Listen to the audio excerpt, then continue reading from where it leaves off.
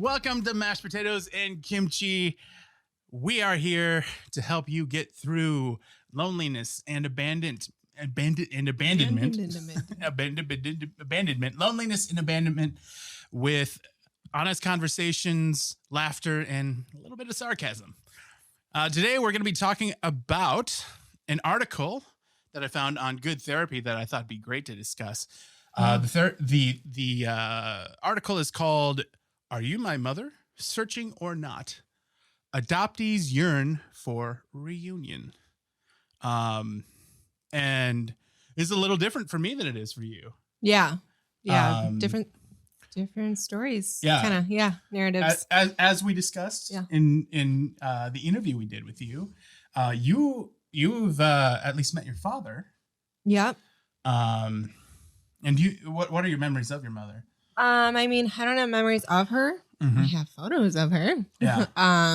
But yeah, I have knowledge. So I know that she's my mom, and I know that she had likely culture shock and went back to Korea. I have a few snippet memories of my dad in a truck, probably going camping, or driving around. But most of my memories are in foster care or with my dad's mother, who's my grandma. So she coordinated a lot of our care. So between foster homes, we're with her. So do you still keep in contact with your grandma at all? She just passed away this last August. Oh, I'm sorry. But we got to see her before she passed. When That's we cool. heard she was sick, I was like, we're going down. But you got good memories of her? Very good memories of her.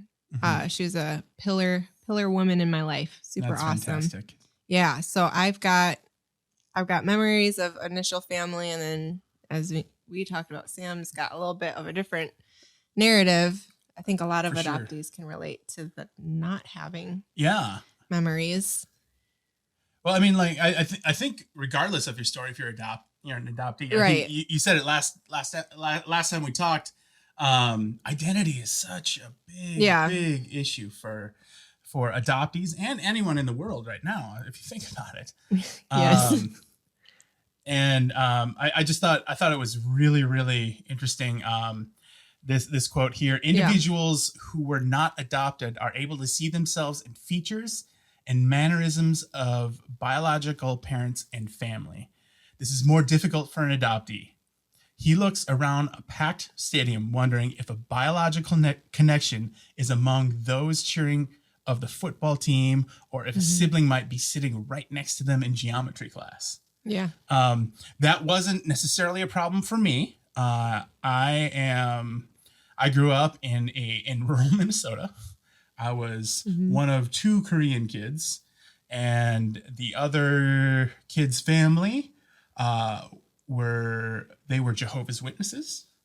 And and we did a lot of church events. So we weren't kind of in the same group of people. So, yeah. And when I did invite him, they said, no, we don't do that. He didn't even show up to Christmas celebrations at school. Okay. Like his parents kept him home. I was just like, oh, that's strange. Yeah. I didn't understand. Yeah. But I have had that experience many, many times. Yeah. Where I'm in a big group of people, and I'm like, gee, I wonder if anywhere in here I see a big group of Asian people over. Yeah. I wonder if I'm related to any of them. Yeah. Like any percent chance. Yeah. Even if it's a tiny little 0.00 something. Do you ever experience that at all? When I was younger, I think not quite so often that I'm older. But when I was younger, I used to wonder, like, hey, I'm pretty good at drawing. Where'd this come from? Yeah. Like, why am I like this? Or a lot of it was, why do I like the things that I like? And why am I the way that I am? Yeah. Where did these things come from? Yeah, I'm trying to find the one spot here where there's a young boy, Ben, and he talked about how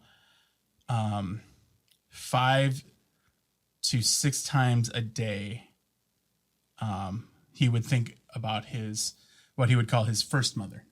Yeah. And yeah, I mean, to this day, I still think about that kind of stuff. Like, I often write songs and never release them anywhere. One day you will. I've been a musician for a long time. I did release a couple of them because they were from my wife. When I was taking songwriting courses I've heard through Berklee one of College them. of Music online. It's beautiful. It was super dorky. It was cute. It was super cute. Super sweet. I thought it was sweet. I'm sure Heather loved it. Yeah, she loved it. Of course she did. She loves it when I do things that most people would consider romantic. Yeah. I'm not very good at that. But that's a good thing for my husband, because then he's got a whole sense of relief now. He's like, my goodness. Good. My wife has a bar that's only this high. But yeah, I remember regularly thinking about it. But where was I? Oh yeah, songwriting. When I for those of you that don't know, and you probably don't because I haven't said it yet, back in 2021, my wife and I almost died of COVID. Mm-hmm. I spent about a month in the hospital, just on my face, like literally on my stomach. They called it laying prone, so I could breathe better. Crazy. And it was awful. And I won't go into too much of that because we'll get into my story a little bit later. But I started writing a lot when I got home. When I could sit up straight anyway. I started writing, and I wrote a whole. I usually start out with journal entries, and like just barfing out all my feelings on the paper, just writing like, this is what I think, and I hate you, and I hate you, and I hate you, and I hate you, and I hate you, and I hate you, and I hate you. All the anger. And then I boil it down to I only kind of hate you this much sometimes. And I ended up writing about, I almost died. Yeah. Do you care? Yeah. And I gotta slow down. Yeah. I'm gonna get a little weepy if I keep going too deep here. Yeah, the tissues are over there. They're ready to go. But I started writing down like, you left me. Yeah. And just so we're clear, I don't know why. There could have been a very, very good reason for this. But she left me at an orphanage, and and it was probably an official thing, because there's plenty of data not plenty of data, but there's enough description to say that you have a mom, dad's not involved, and you have two sisters. So they had enough information to write that down on my adoption papers. Yeah. That said, I mean, that feeling of like abandonment. Yeah. And then that just sticks with you, and you constantly think over and over, like, why? Yeah. I mean, I'm sure you think the same thing. Yeah. Regularly. Like, why? And why leads to so many other questions. Because then if you're not thinking about their why, then you naturally think why and target it towards yourself. Oh, often. I mean, I did when I was a kid. A lot of those whys were like, oh, it must have been about like something I did, or maybe I don't know. Maybe you didn't want us. I don't know. Mm-hmm. Yeah, I was just watching a podcast. I can't remember which one it was, but they were talking about how divorce is the exact same thing. Like, kids don't understand not all kids, but a large majority of kids, especially if they're younger, even if the parents say this isn't your fault, but they don't give any explanation to it. I can see that. The kid just kind of starts naturally thinking, it must be my fault. I must have done something wrong. Mm-hmm. And that will mess you up. Yes. Slippery slope into depression and isolation. We get dark here. But yeah, I mean, I definitely don't do it as often as I used to. But yeah, I remember all the time thinking as a kid, I love my mom. She's great. I wonder if my other mom loves me. Oh yeah. Yeah. And it's such, and when you keep repeating that to yourself, it just sits in the back of your head. I don't know if you've experienced anything similar. Yeah. I mean, for me as a kid, it was, I think, I wonder if she thinks of me, or I wonder if she misses us, or because it was my brother and I, or yeah, I wonder if we're even a thought in her mind. Yeah. Yeah. And I still wonder, like, even now I'm like pondering, I'm like, oh, I wonder if she remembers us. I wonder if she's even alive. I don't even know, you know? Oh, yeah. I've thought about that once or twice too. Yeah. I don't know. Is she alive? Does she care? Yeah, no clue. And do I want to go visit? I don't know. And it's kind of amazing how it goes negative, like immediately. Spirals. Yeah. The slippery slope, right? Yeah. Oh, that is a very slippery slope. Right. But yeah, I mean, like you talked about it earlier, like you're good at art. You do art. You love art. Where did that come from? Like, no clue. Do you know? Do you have any other siblings? My brother Jerry. Other than your brother. Yeah. I mean, we don't know. We have 2 cousins, but they're Swedish. They're on the Swedish side. So they don't look like us. Yeah. I know how that feels. Yeah, they don't look like us, but they are blood related to us. So there's that, but they still don't look. It is crazy. That's got to be a weird feeling. It is interesting. Yeah. And you've met these people? Yeah, I love them. Yeah. I see that. I do life with them. Do they live around here? Arizona. Yeah. Oh, Arizona. If we ever go down to Arizona, it's to see that family. Okay. Yeah. Yeah. We have. What is that like? We have, like, if you look real close, like similar noses, and maybe this crease here is kind of the same, but it's still like, I don't know. We don't look the same. So that was always something I longed for. I had it with my younger brother at least, but even then people are like, oh, he looks super more white than you and you look real Asian, and just what we got growing up. So, but yeah, I mean, to have that, it is a gift, but then along the journey, it was also hard because it's like, I remember being torn between one family and another. Like, I felt kind of torn. Like, I wanted to be closer to one, but I couldn't, or, I kind of felt torn from a family that I had known. But they were still like in my grasp, but just, it was, I don't know how to describe it, like put the words to it, but there was a tension there, I guess. Like, I wanted to be closer maybe, and I didn't know how, but when we do get together, it's amazing and it's wonderful, and we catch up, and they're beautiful people, and I love them. Yeah. Yeah. I haven't talked to my cousins in a long time. They're not biological, but yeah. Every now and then I'll text my one cousin that I talked to on a regular basis when I was a teenager, because we were the same age. But man, yeah, it's so strange being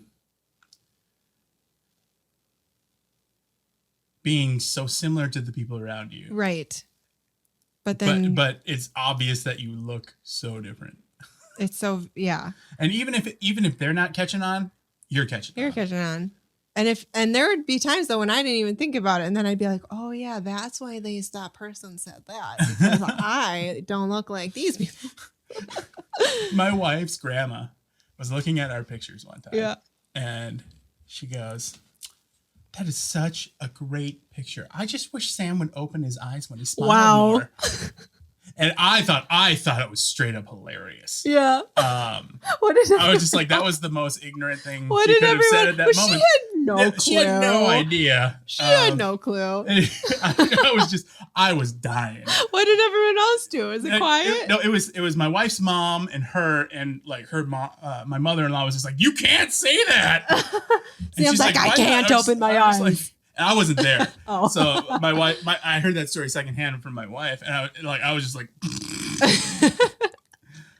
and oh my goodness, just being so different. Yeah. And like I often forget how different I am, Mm-hmm. but then I remember pretty quickly how different I am, and then Yeah. start cracking jokes that make the people around me a little bit uncomfortable. Yeah. I was doing music for the annual meeting for the Covenant Church, Yeah. and I was there with a friend of mine and the worship pastor, and he turned to me and said, "You cannot make racial jokes here." You've done this in the past before. That's why he He's said that. I know what you do. Don't do it here. Not the appropriate place. So yeah, it's yeah, just knowing how different you are just changes. Kind of how you How you walk act. and be and Yeah. exist. Yeah. And then when you do it, everyone else seems to follow suit because they're like, oh, I can tell this person's Uh-huh. doing something. Yeah. So we should feel weird too. Yep. It's like insecurity catches on, right? Oh, I don't know. But this article talks about like when you're in that kind of that mindset, you're scanning or you're wondering Yeah. or you're asking questions. And I think all that's very normal. Oh yeah. Yeah. Especially as a child. Yeah. There's so many things that you wonder. Mm-hmm. And when you're 6, 7, 8, 9, 10, 41, Yeah. Mm-hmm.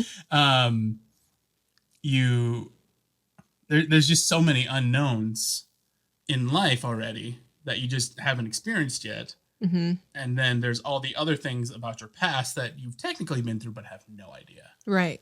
Mystery. Like yeah, I love going to a new doctor, and they're like, "So, what's your medical history?" I was like, "I don't know." None. N-A. Because yeah, I got diagnosed with diabetes type 2 Yeah. about a year and a half ago, and I've since kicked it. By the way, I lost 60 pounds. Boss. And the doctor goes, "Well, I'm guessing you have a history of diabetes in your family." I'm just like, "I don't know." He goes, "Well, how would you not know?" I was like, "I'm adopted." That's like the quote of the lifetime. Yes. And I mean, that's happened a couple of different times. Uh-huh. Like, and people are, I get, for some reason, when you say you have type 2, Mm-hmm. so many people ask you, well, does your family have a history of that? I don't I know. was like, and some of them are people I've known for a long Really? time. I was like, well, I mean, my uncle has it, but that has nothing to do with me Yeah, genetically. yeah. And, yeah. To like remind people. It's like, Remember, adoption means I am my not. uncle is Swedish. Yes. Or Norwegian. Norwegian. And I think that's what they are. I don't know. I can't remember. I don't know. Yeah. I'm not responsible for that knowledge. I keep getting them mixed up. And, yeah, it's just funny how people react so differently to you. Yeah. And then assume things because they're comfortable with you. Yeah. What's the most, this is going to be off topic, but just a question came to my mind. What's the most weird question you've had in regards to your ethnicity or your, ethnicity? I was working at Caribou Coffee. Oh boy. Calling you out, Caribou. There's this one dude. Yeah. We called him Weird Painter Guy. Okay. Because he was a painter. And he always walked in with like cut off jean shorts. Yeah. And the tightest, like those white Just plain like tees? the undershirts, the Oh. tank tops. We used to call them something that I call don't them think man we're, tank top. yeah, we're not supposed to call them that anymore. There's a term for it. We don't Yes. call them that anymore. If you know, you know. If you know, you know. If you were a kid in the 90s, you know. Then you got yelled at. Yeah, then you got in lots of trouble. Well, we called him Weird Painter Guy. And Yeah. it was Thanksgiving time. He goes, "So, what do you eat for Thanksgiving?" And I go, "Turkey and mashed potatoes." And he goes, "You people don't eat anything weird like duck?" What do you do, My man? my manager just goes, Oh, good. What made that Yeah. okay?" Like, why are you saying these words? Why are they coming out of your mouth? It was, and by then I had been so used to people doing that Yeah. kind of crap to me. Like, it was funny because like here in the Twin Cities, we have a large Hmong population and large Karen population, and many of them don't speak very good English. Right. And even back then, it was mostly just a large Hmong population. So all these like suburban housewives would walk in, these suburban dudes or white dudes, and in Minnesota, like everyone's trying to be real polite about everything all the time, and I think that's great. Passive aggressive is what we do here in Minnesota. It's great. And people, some people decide that they're going to be very polite by being helpful, and they don't know what helpful means. I would be at the counter sometimes, and my favorite was like, I would like a number 2, and I'd be like, I speak English, dude. Oh no! Like just the thing, like. I don't know what it is about people that think that if you do not speak their language, that getting louder and slower makes it any better. Yeah. The hand gestures. Yes. 2. Oh my goodness. It's yeah. I mean, I'm sure you've experienced some of that. Oh yeah. I mean, what kind of Asian are you? That's one of the weird ones I've gotten. I'm like, I don't know. What kind of white are you? I don't know. Like, I'm the Asian that came from Asia. I just tell people, or they'll be like, "What's your ethnicity?" Because they're trying to be all like, oh yeah, they're trying to be all like accurate. I know things. Yeah, I'm like, oh, I'm Swedish, and that throws them in for a loop because I'm not lying. They're like, but wait, what? Have you done the DNA test? I did. Yeah. And what were your numbers? That was crazy. Yeah. So I am half Asian. I grew up saying Korean, and then I was always told the other half is Swedish. And then I found out that my Korean side, I'm mostly Mongolian. No way. And like a sliver, like little slivers of Korean, Japanese, Vietnamese, and Filipino. Yeah. That is insane. Isn't that crazy? So that was mind blowing. I'm like, oh my gosh, my reality is not what I thought it was, but it's kind of cool. And then the other side, I can't remember super well, but I remember that Swedish wasn't super prominent like I had thought. Yeah. But Finnish, Norwegian, some Irish. So you get to celebrate St. Patrick's Day. I guess I get to. Yeah. I did it anyway. But you pinched a lot of people that weren't wearing green.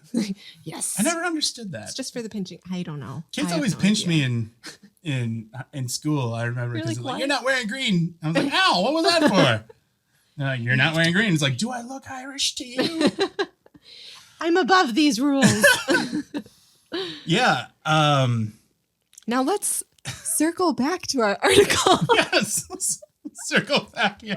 How do we seamlessly transition? Oh, we don't. We don't. But yeah, I mean, like, so going back to the article. Yeah. I think the thing that sat with like kind of grabbed me the most was they talking about a girl named Kate, and she had this whole like the article calls it a ghost kingdom, where she lived with her mom and her sibling, her biological mom and her biological siblings, and that when she turned 18, she was going to go live with them for real.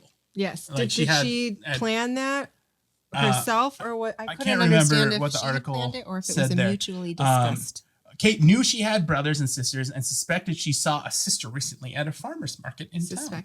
Okay. She looked exactly like me, and we had on the same jeans. Like, you know, kids have just wild imaginations. So she's making plans basically like in her mind. Like, this is her. Yeah. And her dream. I think that might have, they were saying that Kate had lots of anger issues.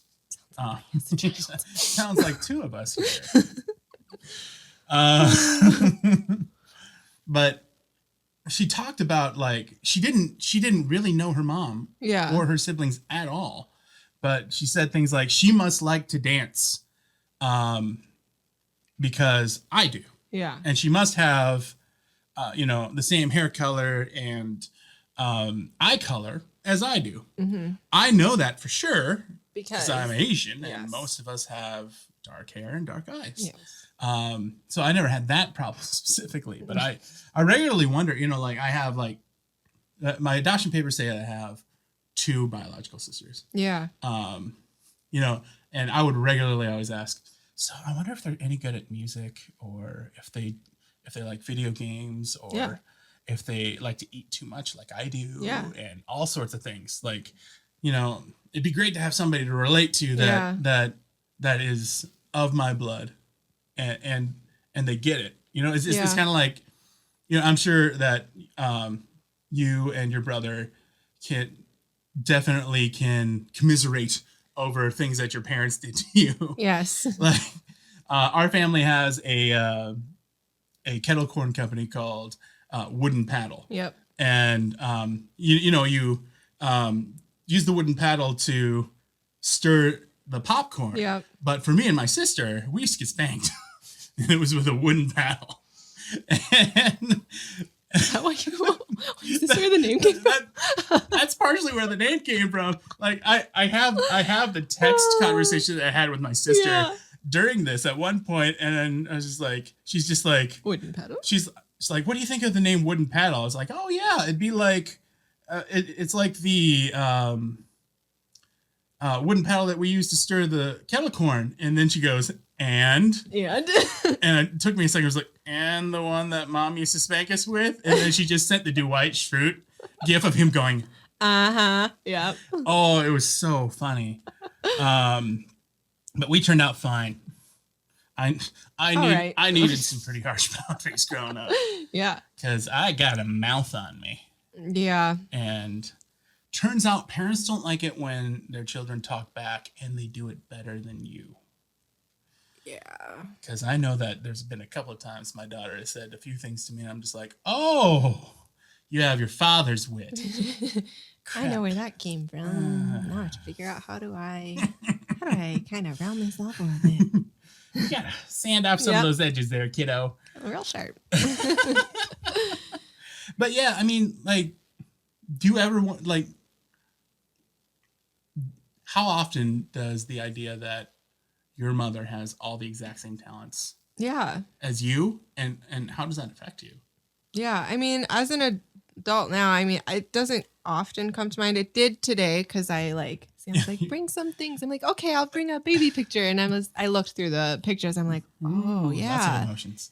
These are the feelings that I try to busy myself from in the life that I live now. But when I was a kid, I mean, those thoughts came across a lot. But I think I almost pushed a lot of those thoughts away when I was a kid, too, at the same time, because I was still so angry with her for leaving us. So I just didn't even want to give her much of a minute of a thought, really. So I think it was further along and when my heart got softer and kind of in my healing journey, did I kind of allow those questions to enter my thoughts. So as far as the ghost kingdom goes, did you ever find yourself doing any of that kind of stuff? I did. There was I don't remember what grade I was in, but I do remember a time in my life, in my youth, where I kind of was like looking for people that looked like me. And my mom found like a Korean adoptee camp. Did you ever hear about that? I've heard about it. They didn't really exist. Okay. At least that's super prominent when I was around. My sister went to one. Okay. She's younger than I am. I heard about it, but I remember reading the brochure and I was like, I don't fit in here. I don't fit in there. I don't fit in anywhere. Right. So I just kind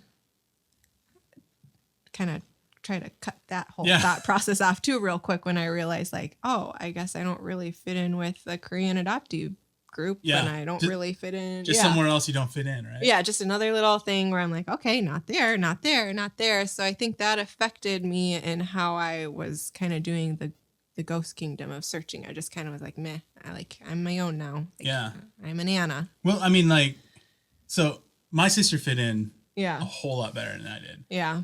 She was athletic, and she was very good at academics. Yeah. I was not good at either of those things. Very good at games. And I do you think that some of it has to do with like the fact that you were creative in high school and not necessarily like a sports or like an academic? I don't know. I was really academic because it was like the one thing that I felt like I could, I don't know, like do really good in. I don't know. I got really good grades except in math. Oh, that seems counterintuitive to us Asians. I know. I made jokes about it. Yeah, there were like 3 other Asians in my high school, and we all laughed because I think only like one of us was real good at math. But I played the violin. Oh, that's good. That's, I could piano. That's what good little Asians do. Yep. So I don't know. I'm relatable. So I had a lot of friends, but I just never felt like I could allow someone in close or like get real connected to people. But I've always been like real extroverted. So I never had a problem making friends or being with people, but I just I think I grew up real fast and kind of understood like I'm kind of on my own, I guess, real early. So I don't think I experienced the Ghost Kingdom too long, but the seasons that I did or the times that I did experience that, I can remember them. But then once I found out that thought what kind of went to a dead end, I'm like, okay, this isn't real. Going down a real, another little for sure bunny trail of thought, I guess. It's easy to spiral. Yeah. Yeah. And when that spiral finds its end, you're just like, oh, reality sucks. Yeah. That's not fun. Yeah. We could talk probably for much longer on this article. We should do a mental health episode. Yeah, we should definitely do a mental health episode. But I mean, this the idea of the Ghost Kingdom is kind of at the heart of what I think we're trying to shoot for as far as this podcast goes. Yeah, like I mentioned it in the trailer. This is what happens after the tears and the joy of a mom and dad finally being able to have that extra child or increase their family and share love with that child. And I'm not saying that there's anything wrong with that. I think adoption is a wonderful, beautiful thing that should happen more often than it does. Yeah. I can't remember what the statistic was, but I think it was from the Real Hope video that I watched. Yeah. That like there's 100,000 kids in America that are in foster care. Yeah. Or 100 no, in Minnesota. That's what it was. Minnesota? It was like there's 10,000 kids. Yeah. In Minnesota or something like that. And there's more than enough that if each church in America or each church in probably even Minnesota, like we could get that number as real close to zero. We could fill that gap. Yeah. And if like each church, I'm gonna have to find that statistic for specifics, but like if each church body were to take to have one family, and I'm not saying that this is gonna happen because adoption is hard. Yeah, you gotta be. There are so many things. I mean, we're lucky we turned out to be mostly functioning adults. And I know other adoptees who are fantastic people, but I've also met some adoptees that are real messed up. Yeah. And a lot of that has to do with their identity and where they find it. And, but yeah, like if every church were to like find one family to adopt each child, like it'd be like real close to zero. Crazy. And that, I think that's a wonderful, beautiful thing. But on the other side of that is us. Mm-hmm. We are here dealing with the aftermath that wasn't necessarily our adopted family's fault. And in fact, in most cases, it's not. Yeah. A lot of it is us dealing with the sins of the father, so to speak. Yeah, the initial trauma. Yeah. And I didn't know that adoption was considered a trauma until I read the book, The Body Keeps Score. That's such a good book. It is a wonderful book. And I think everyone should read it or get the audiobook like I did. It was much easier to listen to it than it was to read it because it is He's a smart both, dude. Yeah, it is both like relatable and super academic. Yep. So much easier to listen to. Mm-hmm. But I think our time is up for this episode. Yeah. So we will continue this conversation and more of this as we move on. Thank you so much for joining us on Mashed Potatoes and Kimchi. My name's Sam. This is Anna. And we would love for you to continue joining us. Thanks for being here.